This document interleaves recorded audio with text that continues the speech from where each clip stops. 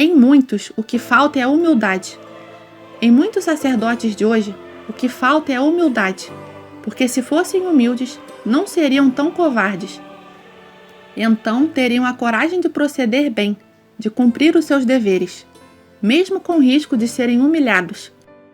É por aí que nós temos domínio sobre eles. Muitas coisas dependem dessa virtude. Atualmente, a humildade é escrita com letras extremamente pequenas, tão pequenas que mal se podem ler. Está ainda escrita em poucos, mas só em muito poucos é que está gravada com letras maiúsculas. É claro que se esta virtude já não figura nas pregações, como é que quereis que as pessoas a pratiquem ou pratiquem outras virtudes? Onde é que poderá ir buscar a matéria, a inspiração, o bom espírito que deve reinar, senão nas homilias?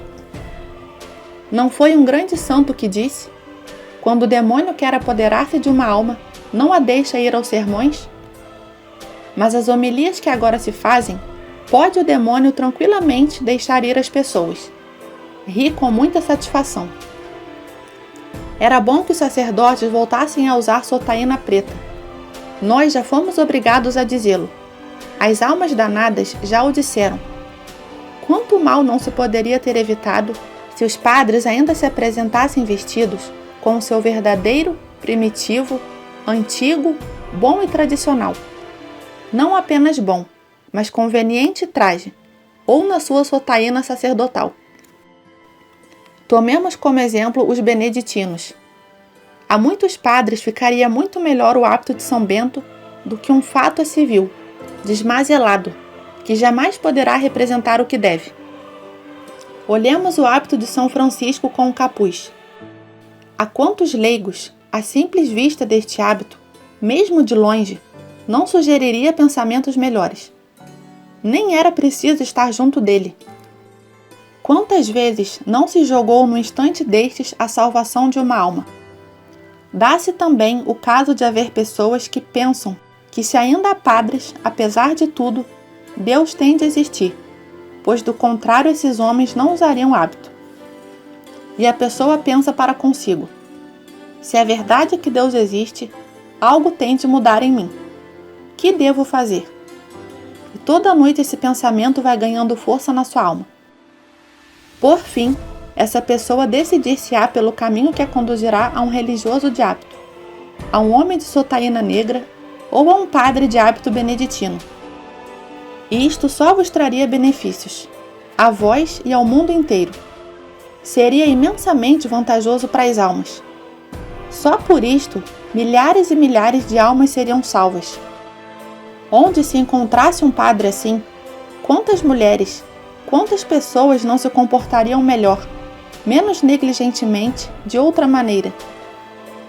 Quantos raios salutares não penetrariam então na alma dessas pessoas com este pensamento? Ele é padre, representa a bênção divina, o Santíssimo Sacramento. Tem todo o poder. Deus é o seu sustentáculo. Nós já nada podemos fazer. Todos temos de morrer. As coisas poderiam muito bem passar-se assim, como eu acabo de contar. Repetirei mais uma vez ainda, porque é horrível quando uma mulher de minissaia se senta na frente de um padre à paisana sem saber que ele é padre. De fato, ela verifica, quer pelo seu olhar, quer pelo seu comportamento, que ele tem algo de mais elevado. Ela sente-o de certa maneira, e isso leva a tentar aproximar-se ainda mais dele. Nada disso aconteceria se ele usasse o traje ou o hábito religioso. Casos como este levaram muitos padres a desviar-se do bom caminho, a casarem e, consequentemente, a abdicarem das suas funções sacerdotais. A Igreja Católica está numa situação difícil. Nesse momento foram ouvidos sons guturais indefiníveis e uma sensação de estrangulamento. Tudo indica que a batina perturba terrivelmente o diabo. Daí a grande resistência em dizer o valor do traje. Judas continuou: só a intervenção do próprio Deus, daquele lá de cima, aponta para cima, pode ainda salvar a Igreja. Temo-la totalmente presa nas nossas malhas. Corre o risco de perecer. A situação é crítica, está encurralada pelos modernismos, pelas ideias dos professores, dos doutores, dos padres que se creem mais inteligentes que os outros. Só a oração e a penitência a podem ainda ajudar, mas são bem poucos os que a praticam. Respira profundamente com dificuldade. É uma grande vitória para nós que só já muitos poucos padres falem do inferno.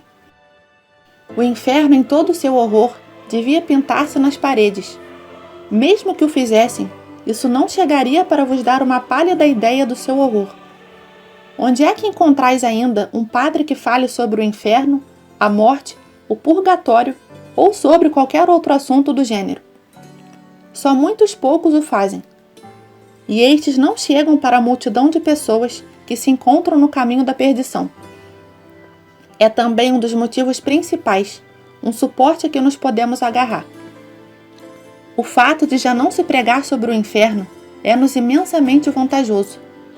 Devia falar-se dos horrores do inferno em toda a sua extensão, e isso não bastaria ainda. Já o disse aqui, o inferno é muito mais horrível que aquilo que vulgarmente se pensa. Suspira e chora.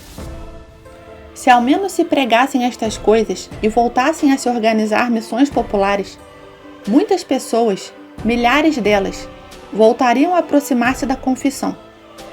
Agora não o fazem. Nós já tivemos ocasião de dizer que as cerimônias penitenciais não podem de modo algum substituir a confissão. Nós tememos as missões populares como a peste, pois já contribuíram para a salvação de muitas almas. Os pregadores das missões populares falavam sobretudo do inferno, do purgatório, da conversão e da morte. Isto levava à luz a muitas almas. Eram como uma mecha que os sacerdotes colocavam junto das pessoas, e em que elas se apoiavam. Pois ninguém ama a morte, ninguém ama o diabo. Todos recuavam assustados e cada um refletia: se as coisas são desse jeito, tenho que retomar o caminho do bem. Ele tem razão. Quando um padre segue a boa e verdadeira tradição, como eles lá em cima querem, quando ainda celebra convenientemente a Santa Missa, quando é guiado pelo Espírito Santo, quando é muito piedoso, então as suas bênçãos e a sua influência são muito maiores. O mesmo se pode dizer dos seus sermões. As pregações de muitos padres são muito superficiais. As suas missas já não são fonte de bênçãos abundantes, talvez de muito poucos, de qualquer modo, de menos bênção do que no caso de um padre piedoso. E isso é lógico.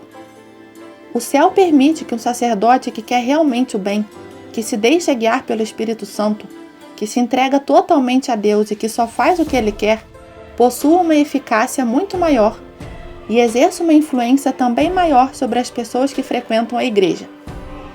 O mesmo se passa com a leitura do Evangelho e com as outras leituras, do princípio ao fim da missa. O poder de tal sacerdote é muito maior, muito mais extenso que o de um sacerdote vulgar, morno ou quase apóstata. Esses já não se interessam, são demasiado covardes para celebrar a missa e para fazer o bem como deveria ser, segundo a vontade do céu. É preciso que apareçam sacerdotes corajosos.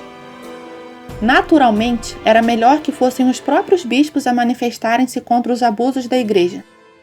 As pessoas deviam reunir-se. Era preciso que se voltasse a dizê-lo nas práticas, que fosse gritado do alto dos telhados. Devia gritar-se do alto dos púlpitos tudo o que eu, Judas, acabo de dizer. Penso de um modo especial na aspersão e na bênção do fim da missa, durante a qual se deve ficar de joelhos. Naturalmente que se deve ficar de joelhos. A posição de pé atrai menos bênçãos, pois não agrada a Deus. Ficar em pé, de braços caídos, talvez sem rezar, durante a bênção final, é ofensivo para Deus. É horrível. Nós no inferno, revoltar-nos-íamos se pudéssemos, mas evidentemente isso agrada-nos. Isso até nos agrada. Se os 33 sinais da cruz voltassem, que aliás estão relacionados com a vinda de Jesus Cristo, tudo foi previsto. Foi Jesus quem preparou tudo assim, por intermédio do Espírito Santo. Se tudo isso fosse restabelecido, desde a aspersão até a oração de São Miguel Arcanjo, se voltasse a celebrar a missa como Cristo quis, então milhares de almas que se perdem, que sofrem a condenação eterna, seriam salvas. O erro está na missa, principalmente na missa. Uma torre infinda de graças decorria da missa, quando ainda era convenientemente celebrada. A missa é o fator principal. A missa e a comunhão são o que há de máxima importância para vós católicos. Todos os místicos, todas as aparições da Santíssima Virgem têm de se apagar perante esta realidade. A Santa Missa tem um valor infinito, incalculável. É o próprio Cristo que sobe ao altar, com toda a sua plenitude de graças, que nós tanto odiamos. Numa missa devidamente celebradas, somos obrigados a fugir. Fugimos logo ao aspergesme. Usando uma comparação, podemos dizer que nos limitamos a espreitar receosos por uma fenda. Pelo contrário, na missa moderna, podemos dançar livres em volta até na capela-mor, até mesmo diante do sacrário. Pois já não é em todos os sacrários. Não quero dizer isto, não quero dizê-lo. Rosna com violência. Eles no céu lamentam que a hóstia consagrada já não se encontra em todos os sacrários. Se ao celebrar a missa, o sacerdote já não crê nas palavras da consagração e não tem a intenção de consagrar, então a hóstia não é consagrada. É apenas pão, como dizem os protestantes e as seitas. A maioria dos sacerdotes marimbam-se e só fazem o que o povo ordena. Querem ser elogiados no seu modernismo e na sua presunção, que quase lhes salta pela cabeça. Resmunga. Mais lamentável para eles lá em cima, aponta para cima, é as pessoas pensarem que recebem Cristo na hóstia quando é apenas pão. Efetivamente já não é Cristo. Isso representa uma enorme perda de graças, e assim desviam-se mais facilmente do bom caminho. Até pelos próprios sacerdotes são enganados. Tenho também a acrescentar que eles lá em cima não gostam que se usem hóstias castanhas. Só são toleradas em caso de extrema necessidade. Normalmente deve dar-se preferência ao pão branco, até porque Jesus é a inocência personificada. Respira com dificuldade. Se quando o Papa aparece à varanda, onde tem o hábito de falar, pudesse dizer tudo o que devia e queria, sem influências estranhas, então os homens mudariam de caminho. Iria ainda a tempo, mas é precisamente disso que lhe é impedido. Se ele ao menos pudesse sair, uma vez que fosse, e dizer o que queria, mas antes seria rosna, calado, se falasse livremente. Ele bem sabe que não pode dar um passo em falso. Preferiria morrer a suportar essa situação, mas por outro lado, tem consciência de que deve levar a sua cruz ao Calvário. Tem que viver a paixão até o fim, quer queira, quer não. O Papa tem que passar pela prensa como Cristo passou. Não na mesma medida, mas tem que passar. Não se acredita no que o céu anuncia por intermédio das almas privilegiadas. No que ela aponta para cima. Encarrega as almas privilegiadas de anunciar em nome de Jesus Cristo. Também já não se acredita nas aparições do próprio Cristo. Jesus e sua mãe já afirmaram bastantes vezes, tal como agora, que na igreja tudo está podre, mas os bispos também não o creem. Os lugares das aparições, não apenas os recentes, como também os mais recentes, nem sequer são reconhecidos.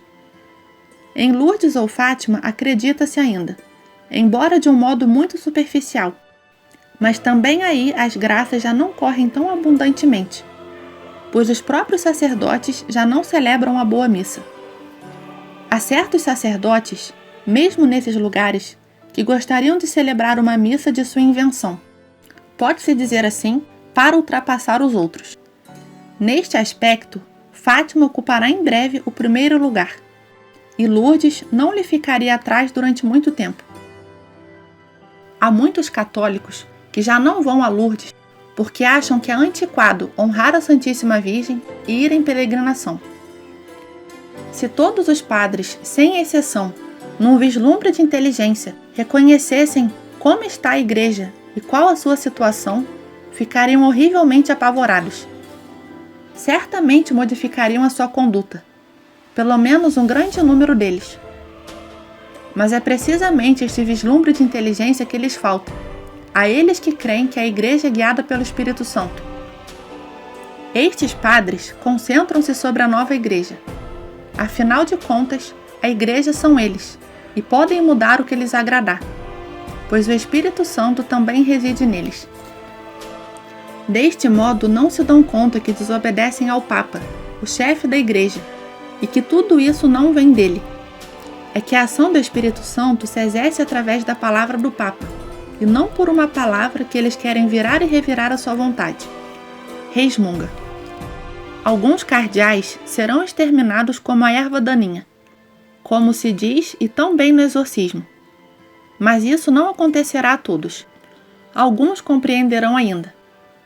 Quanto aos bispos, isso também tem que ser dito. Os bispos. Eu também fui bispo.